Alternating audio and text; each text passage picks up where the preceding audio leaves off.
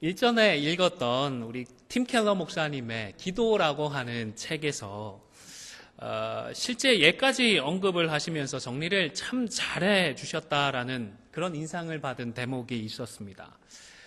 그때 인상받았던 세 개의 단락을 그대로 인용을 했습니다. 누구나 하나님에 대한 인상과 감정을 더듬고 이것저것 말씀해 주시는 장면을 머릿속으로 그려볼 수는 있겠지만 성경에 비춰보지 않고서야 어떻게 그게 착각이나 오해가 아니라고 자신하겠는가. 18세기 영국 국교회 목회자였던 조지 휘필드는 서구 사회 전반에 걸쳐 기독교에 대한 관심이 크게 높아지고 교회가 눈에 띄게 성장했던 대각성 운동기를 이끈 선두주자 가운데 하나였다. 휘필드는 청중을 휘어잡는 연설가로 교회사를 통틀어 가장 위대한 설교가 중에 하나로 꼽힌다. 1743년이 저물 무렵 휘필드와 아내 엘리자베스 사이에서 첫 번째 아기가 태어났다. 사내 아이였다. 아버지는 아기가 잘 자라서 영원한 복음을 선포하는 설교가가 될 것이라는 인상을 강하게 받았다. 이를 하나님이 주신 감동으로 여긴 휘필드는 아들에게 존이라는 이름을 지어주었다. 세례 요한의 이름을 딴 장면이었다. 어머니의 이름도 똑같이 엘리사벳이었다. 휘필드는 수많은 교인들 앞에서 아들에게 세례를 주면서 하나님이 장차 아기를 통해 큰 일을 행하실 것이라고 설교했다. 마뜩시 아나하는 이들은 예언적인 내용을 비아냥거렸지만 신경 쓰지 않았다. 그런데 생후 4개월에 접어든 어느 날 아기는 갑자기 발작을 일으켜 숨을 거두고 말았다. 깊은 슬픔에 잠긴 중에서도 휘필드는 속에서 불쑥 떠오른 생각과 감정을 하나님 말씀에 버금갈 만큼 중요하게 여긴 처사가 얼마나 그릇됐는지 뼈저리게 깨달았다. 교인들까지 잘못 이끌어서 똑같은 망상에 빠지게 만들었음을 통감했다. 휘필드는 자신의 느낌을 하나님이 마음에 들려주시는 음성으로 해석했다. 그로부터 얼마 지나지 않아 그는 자신을 위해 쓰라린 기도문 한 편을 짓는다. 하나님께서 이 무지한 아비 어미를 더 신중하고 더 침착하며 사탄의 술책을 더 잘 꿰뚫어 보게 하셔서 주님의 소유인 교회를 섬기는데 더 요긴한 일꾼이 되게 해 주세요. 여러분, 휘필드 목사님만 그런 것은 아닌 것 같습니다. 우리도 종종 우리 마음속에 문득 떠오르는 생각을 놓고서 하나님께서 주시는 마음이라고 생각을 합니다. 나만 그렇게 생각을 할 뿐만 아니라 다른 사람을 향하여서도 주님이 이런 마음을 주셨습니다. 하나님께서 이런 생각을 주셨습니다. 하곤 합니다. 정말로 하나님께서 우리에게 이런 마음을 주셔서 하나님의 뜻을 알려주시는 경우도 분명히 있습니다. 그러나 그렇지 않은 경우도 있더라는 것입니다. 따라서 내가 기대하는 것들, 내가 사모하는 것들을 섣부르게 하나님께서 주신 생각이다, 하나님께서 주신 마음이다, 우리가 속단하지 않도록 조심해야 합니다.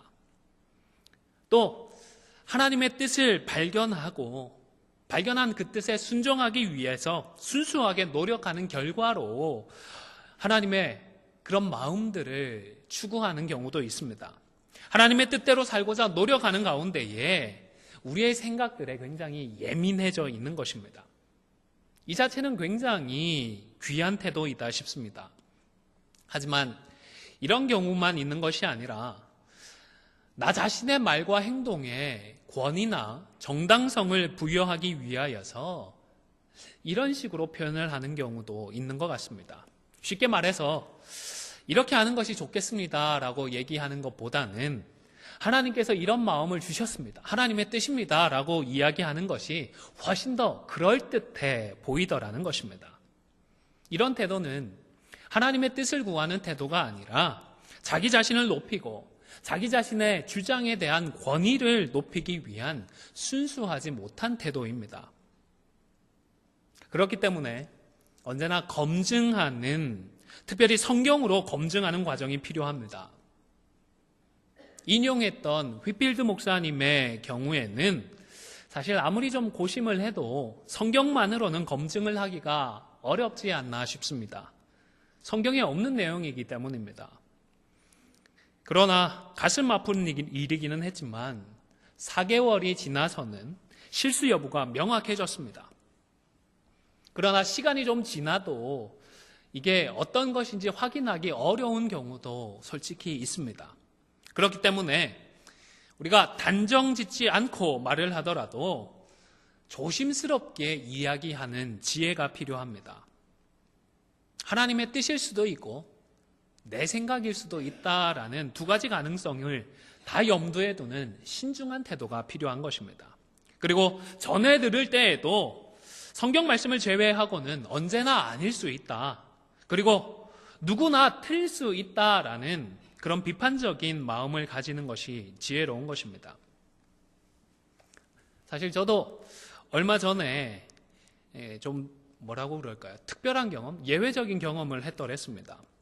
새벽에 우리 성도들을 위해서 한 명 한 명 얼굴을 떠올리면서 순서대로 기도를 하던 중에 이분 기도할 때만 되면 이상하다 싶을 정도로 같은 마음이 반복적으로 주어졌습니다. 일주일 동안에 걸쳐서 반복적으로 같은 생각이 들다 보니까 사실 제가 기도하던 중에 이런 경험은 솔직히 처음 해보았거든요. 그래서 어떻게 할까 좀 고민을 하다가 왜 고민을 했나고 하면 하나님께서 주시는 마음일 수도 있지만 그냥 제가 감정이입이 돼서 제 생각이 그러할 수도 있지 않습니까? 고민을 하다가 그때는 솔직하게 말씀을 드렸습니다. 그러나 지금까지 이런 적이 없었는데 아무래도 하나님께서 특별하게 말씀을 주시는 것 같습니다. 가슴에 새겨 들으시기를 바랍니다. 라고 확신을 가지고 말씀을 드리지는 않았습니다. 별로 심각하지 않은 분위기 속에서 가능한 한 조심스럽게 말씀을 드렸습니다. 위에서 기도하는 중에 이런 마음이 반복적으로 들었습니다.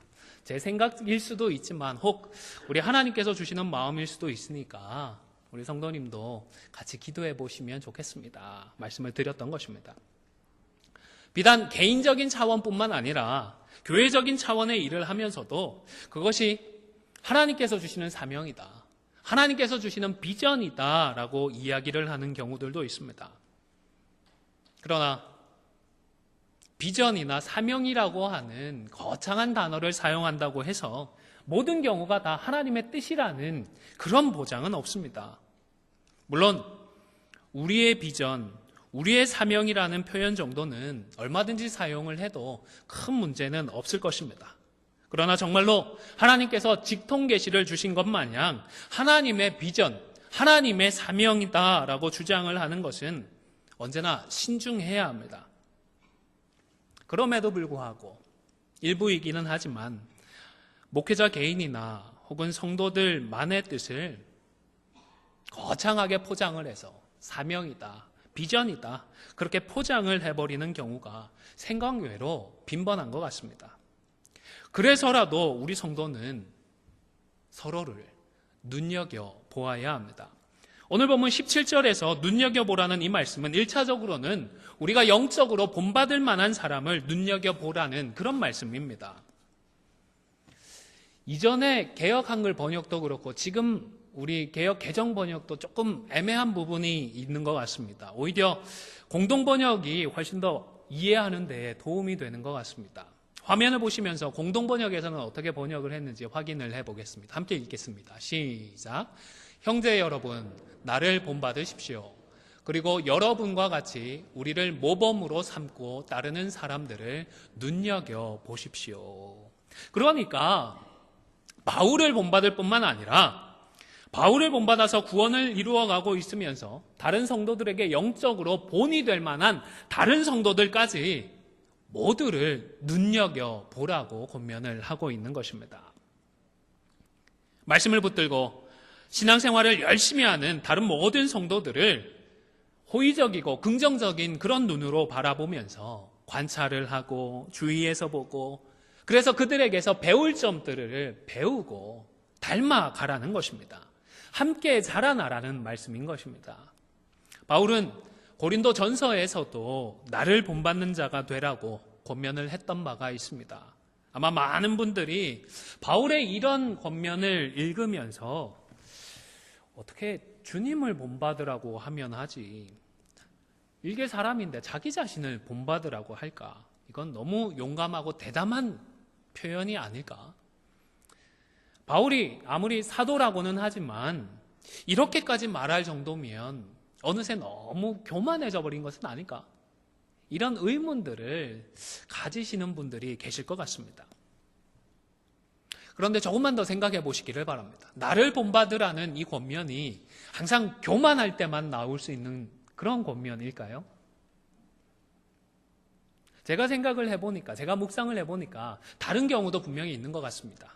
교만할 때만이 아니라 너무너무 사랑할 때 나를 좀 본받지 하는 마음들이 생기는 것 같습니다. 우리 부모님들의 마음이 여기에 해당되지 않나 싶습니다. 우리 자녀들 보면서 에이구, 이런 건 왜 나를 닮아서 이 모양이냐 싶은 부분도 있지만 분명히 자녀들을 향하여서 야, 이것만큼은 나를 좀 닮지 하는 그런 경우도 있지 않습니까? 우리 자녀들을 내가 누구보다도 사랑하니까 이런 것만큼은 좀 배우고 잘했으면, 이런 모습을 닮아가서 실패하지 않고 잘 살아갔으면 하는 마음이 우리 부모님의 마음에는 생기지 않습니까? 아마 바울도 그래서인 것 같습니다. 고린도전서 4장에 보면 바울이 자신을 본받으라고 이야기할 때에도 자신을 일만 스승들 중에 한 스승으로 비유하지 않고 단 하나뿐인 아비로 비유를 하면서 아버지와 같은 나를 본받으라고 권면을 했던 것입니다.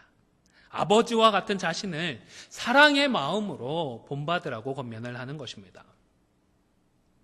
논어에 보면 이런 내용이 있습니다. 세 사람이 함께 길을 가면 반드시 나의 무엇이 된다고요?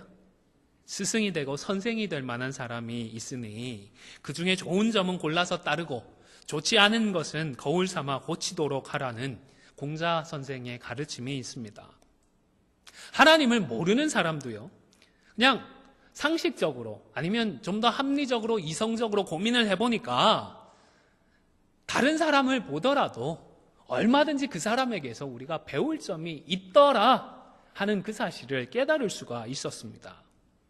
하물며 예수님을 믿는 사람입니다. 하나님의 말씀을 의지해서 주님을 닮아가고 있는 우리 성도들입니다. 눈여겨보면 틀림없이 내가 본받을 점들이 있기 마련입니다. 여러분, 머릿속에 우리 성도들을 한번 떠올려 보시기를 바랍니다. 생각하고 계시죠? 자, 그러면 지금 바로 생각하는 그분의 장점들, 좋은 점들 있나요? 없나요? 분명히 있잖아요. 그분만이 가지고 있는 본받을 점이 틀림없이 있습니다. 그런 점들을 어떻게 하자고요? 본받아 가자라고 권면을 하고 있는 것입니다. 에이, 예수님을 닮으면 대체 무슨 사람을 눈여보고 사람을 닮아, 그렇게 생각하지 마십시오. 왜냐하면 처음부터 예수님을 닮아가는 것은 우리에게 너무 먼 목표일 수 있기 때문입니다. 구약 성경에 보면 룻이라고 하는 여인이 있습니다. 이 여인은 유대인이 아닙니다. 모압 사람이었습니다. 이스라엘에 흉년이 들었을 때에 먹고 살 길을 찾아서 모압까지 찾아왔던 유대인과 결혼을 해서 10년 정도의 시간을 보내었습니다. 이 기간 동안에 시아버지도 돌아가시고 그리고 남편도 죽고 말았습니다. 그리고 설상가상으로 시어머니도 이제는 고향으로 돌아가 버리겠다고 말씀을 합니다. 이때 룻이 어떻게 고집을 피웠죠? 어머니 가지 마십시오. 저와 함께 계셔 주십시오. 그렇게 고집을 피웠나요? 아닙니다. 결단을 하고 결심을 했습니다. 제가 어머니와 같이 가겠습니다. 그렇게 결단을 했습니다. 시어머니가 유대 땅에 큰 재산을 두고 오셨을까요? 아니었습니다. 실제로 룻기를 보면 고향에 갔는데 먹고 살 길이 없어서 룻이 뭐 했죠? 남의 추수마당에 가서 곡식 떨어져 있는 걸 주워왔습니다. 그래야 먹고 살 수 있었습니다. 모압 땅에 있으면 친정이 가까이 있으니까 급한 상황에 좀 도움이라도 받을 수 있었겠지만 남의 나라에 가서 암울한 상황이 되면 정말 캄캄하지 않습니까? 이민 생활하시면서 다른 사람의 도움조차 구할 수 없어서 발만 동동 굴렀던 그런 순간들이 한두 번씩은 다 있지 않으셨습니까? 또 룻이 남들보다 특별히 의리가 있는 여성이라고 보기에도 좀 어려운 것 같습니다. 동서인 오르바가 떠난다고 하자 같이 하자 끝까지 설득하지 않고 그냥 헤어졌기 때문입니다. 아마 룻은 지난 10년 동안에 나오미를 눈여겨보았던 것 같습니다. 눈여겨보니까 시어머니의 그 말과 행동에서 하나님을 경험할 수가 있었을 것입니다. 비록 하나님께서 시아버지와 남편은 먼저 불러가셨지만 그럼에도 불구하고 마냥 원망하고 불평할 수만은 없는 영적인 무엇인가를 나오미를 통하여서 경험을 했던 것입니다. 그래서 룻은 자신들의 조상의 신이 아니라 시어머니의 신인 여호와 하나님을 선택하고 나오미를 따르고 그녀를 본받는 삶을 살아가기로 결단을 했던 것입니다. 룻기서 1장 15절에서 18절까지의 말씀을 화면을 보면서 함께 읽도록 하겠습니다. 시작. 나오미가 또 이르되 보라 내 동서는 그의 백성과 그의 신들에게로 돌아가나니 너도 너의 동서를 따라 돌아가라 하니 룻이 이르되 내게 어머니를 떠나며 어머니를 따르지 말고 돌아가라 강권하지 마옵소서. 어머니께서 가시는 곳에 나도 가고 어머니께서 머무시는 곳에서 나도 머물겠나이다. 어머니의 백성이 나의 백성이 되고 어머니의 하나님이 나의 하나님이 되시리니 어머니께서 죽으시는 곳에서 나도 죽어 거기 묻힐 것이라. 만일 내가 죽는 일 외에 어머니를 떠나면 여호와께서 내게 벌을 내리시고 더 내리시기를 원하나이다 하는지라. 나오미가 룻이 자기와 함께 가기로 굳게 결심함을 보고 그에게 말하기를 그치니라. 아멘. 이처럼 자기 민족의 신이 아니라 여호와 하나님의 이름으로 결심을 한 것은 룻이라고 하는 이 이방인 여인이 단순히 어머니와의 의리를 따른 것이 아니라 어머니가 믿고 섬기는 그 하나님을 선택했다라는 근거가 되는 것입니다. 그리고 이렇게 나오미를 눈여겨보면서 그녀를 본받아 하나님을 선택했던 룻을 하나님은 기억해 주셨고 축복해 주셨습니다. 룻을 통하여서 누가 태어났죠? 룻의 증손자가 잘 아시는 다윗입니다. 그리고 이 다윗 왕의 핏줄을 통하여서 예수 그리스도께서 이 땅에 오셨던 것입니다. 솔직히 룻이 따르고자 했던 눈여겨보았던 그 나오미가 특별하게 훌륭한 신앙인이었냐 하면 꼭 그렇지는 않은 것 같습니다. 만약 믿음이 정말로 좋았다면 애시당초 흉년이 좀 들었다고 이방 지역까지 나오지는 않았을 것이기 때문입니다.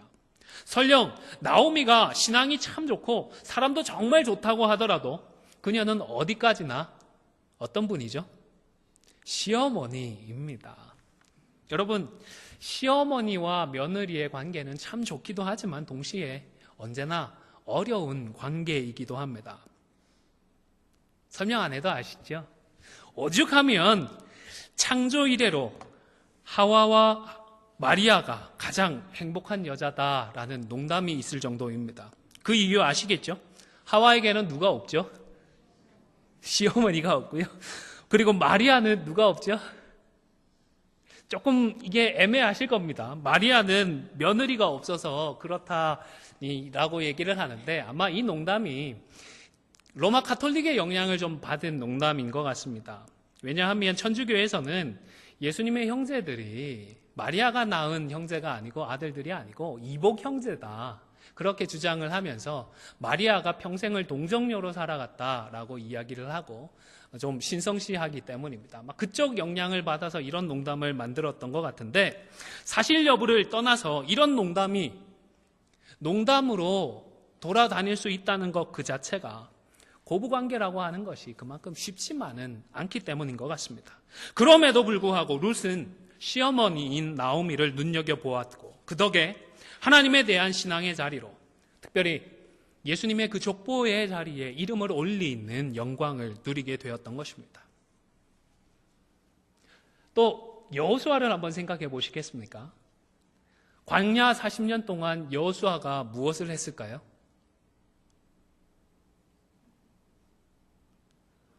모세의 곁에 있으면서 무엇을 했을까요? 제 생각에는 정말로 눈여겨보았던 것 같습니다. 모세가 하나님을 어떻게 생각했고 하나님의 말씀을 어떻게 붙들었고 또 어떻게 살았는지 참 눈여겨보았던 것 같습니다. 그러지 않았다면 모세가 죽고 나서 이스라엘의 지도자가 되었을 때에 정말 좌충우돌했을 것 같습니다. 그런데 모세의 곁에서 참 눈여겨보고 잘 본받아 놓으니까 이스라엘의 지도자가 되고 나서도 가나안 땅을 차지하는 그 과정에서 흔들림 없이 민족을 잘 이끌 수 있었던 것이 아닌가 싶습니다. 사실 모세조차도 완벽한 사람은 아니었습니다. 그래서 실수를 꽤 했습니다.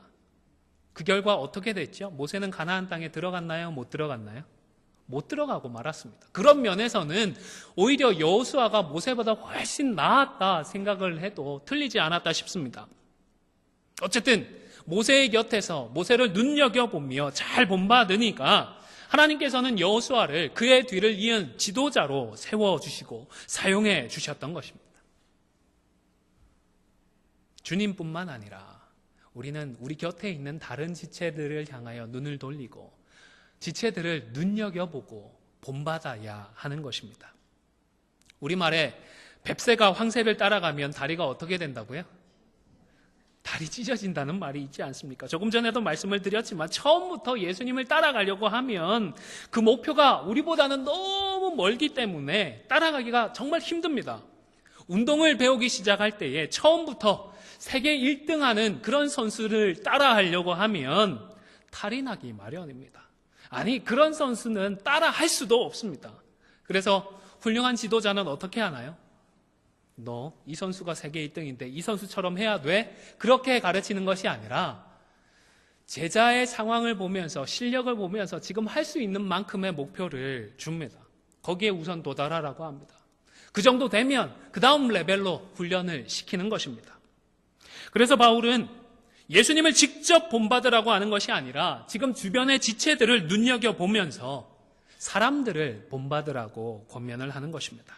지금 내가 본받을 수 있는 것부터 본받아 가다 보면 어느 지점에 가서는 이제 더 이상 사람이 아니라 예수님을 묵상하면서 예수님을 목표로 해서 닮아갈 수 있는 자리에 이르게 되는 것입니다. 그리고 어느 순간부터는 바울처럼 나를 본받으라고 사랑 어린 마음으로 교만한 마음에서가 아니라 진심 어린 사랑의 마음으로 지체들을 권면해 줄 수 있는 그런 단계로까지 자라날 수가 있는 것입니다. 물론 다른 지체들을 눈여겨보면서 본을 받고 영적으로 성숙해가는 이것도 쉽지만은 않습니다. 왜냐하면 기본적으로 신앙생활을 하는 것이 신앙생활을 하며 구원을 이루어가는 것이 두렵고 떨리는 일이기 때문입니다. 좁은 길을 걷는 것과도 같은 그런 일이기 때문입니다. 그래서 좌로나 우로나 치우치지 않도록 언제나 조심해야 합니다. 언제나 내가 선자가 아니다라는 그 사실을 망각하지 않도록 경계해야 합니다. 이것은 사도 바울에게도 마찬가지로 해당이 되는 일이었습니다. 천하의 바울도 완벽할 수는 없었습니다. 그도 일개 인간일 수밖에 없었습니다. 그래서 한동안 열심히 본받으며 달려왔는데 어느 순간부터는 바울에게서 다소 실망스러운 모습을 보게 되는 사람들도 있었을 것입니다. 자신이 성장한 만큼 바울의 단점들도 인간적인 단점들도 눈에 들어오기 시작했을 것입니다. 우리도 어렸을 때 부모님을 생각을 하면 말 그대로 태산과도 같았습니다. 그런데 어느 순간 내가 자라나기 시작하면서 어느 순간부터는 부모님도 단점이 있는 분이구나. 어느 순간부터는 우리 부모님도 평범한 보통 사람이셨구나 느끼게 되는 것과 비슷할 것 같습니다. 마찬가지이기 때문에 우리도 우리 주변의 지체들을 눈여겨보며 본받지만 그러나 맹목적으로 따르다 보면 인간적인 부분들, 따르지 말아야 할 부분들까지도 따라할 수가 있습니다. 또 모델로 삼았던 분의 인간적인 그런 모습들 때문에 실망하거나 낙담을 하거나 상처를 받을 수도 있습니다. 그렇기 때문에 그저 본받기만 하는 것이 아니라 어떻게 보라고요? 눈여겨보라고 권면을 하고 있는 것입니다. 그래서 눈여겨보라는 이 권면에는 호의적이고 긍정적인 시선뿐만 아니라 다소 삐딱하고도 비판적인 시선도 포함되어 있다 싶습니다. 혹 잘못된 것을 보게 되면 객관적으로 평가를 하고 그것들은 따르지 말아야 하는 것입니다. 이것들은 좀 아닌 것 같습니다. 이야기할 수도 있어야 합니다.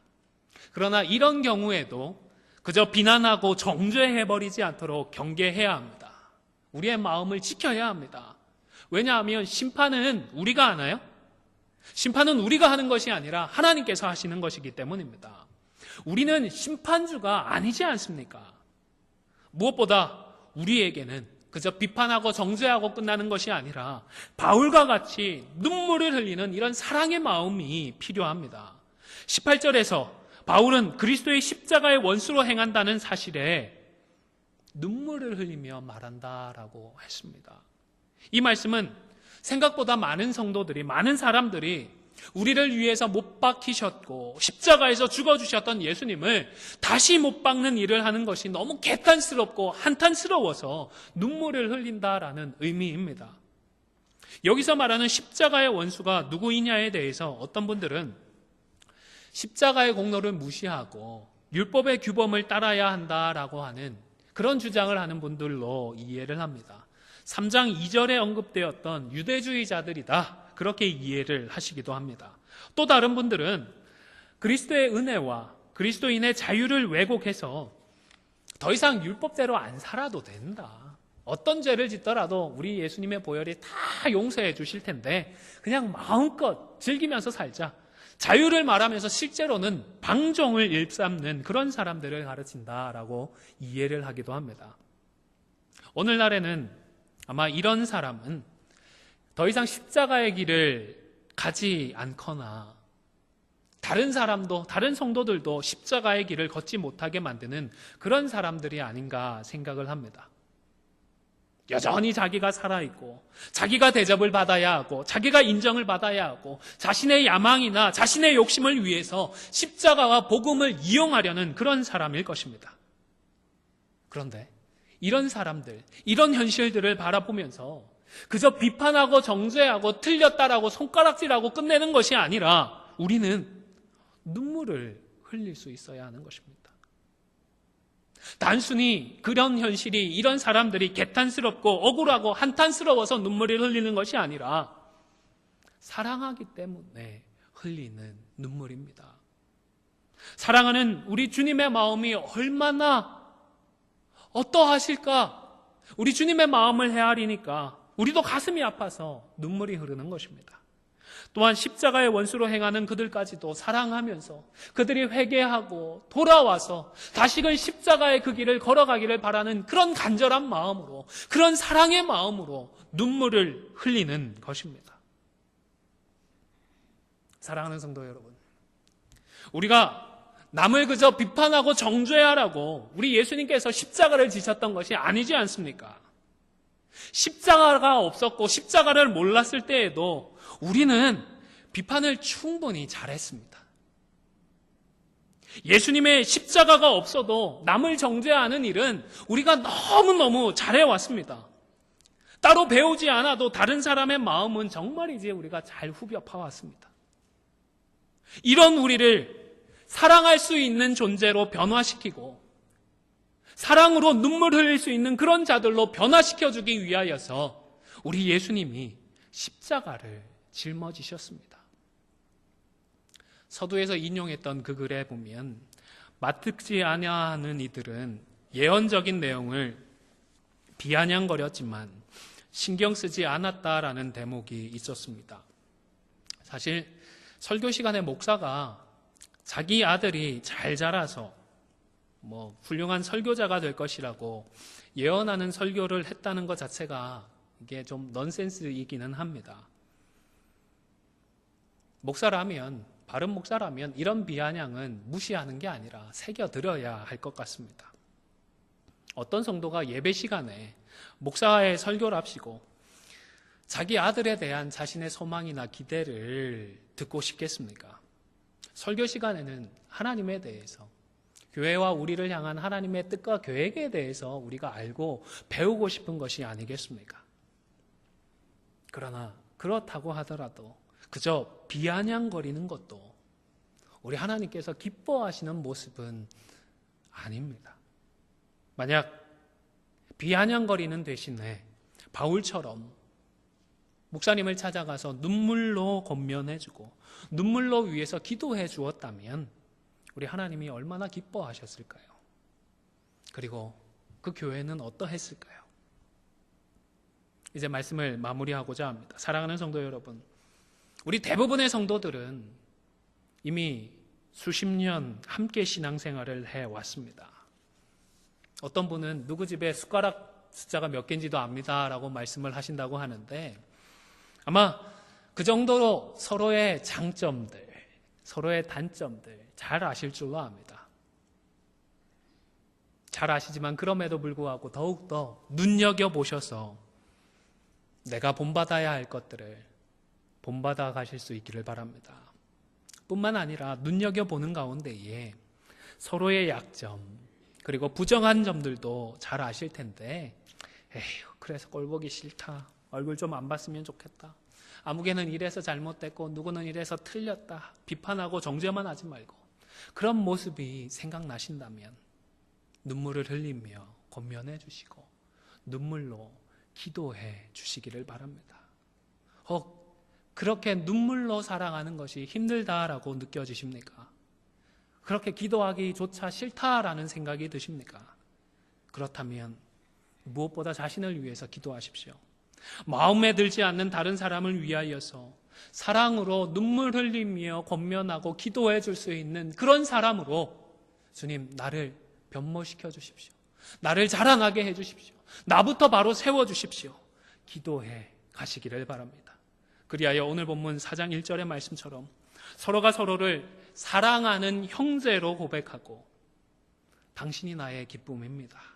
당신이 나의 영광의 면류관입니다 라고 감사함으로 고백할 수 있는 복된 자들로 주 안에서 굳게 세워져 가는 우리 모두가 다 되시기를 주님의 이름으로 간절히 축원을 드립니다. 잠시 기도하도록 하겠습니다. 참 좋으신 아버지 하나님, 우리가 주시는 말씀 앞에서 겸손히 서게 하시고 서로를 눈여겨 바라보며 본받는 가운데에 서로를 사랑하는 형제로, 기쁨으로, 영광의 면류관으로 고백하며 주 안에서 굳게 세워져 가는 우리 성도들, 우리 안디옥 교회가 될 수 있도록 주님 은혜 더하여 주시고 역사하여 주시옵소서. 감사를 드리며 예수님의 이름으로 기도 올리옵나이다.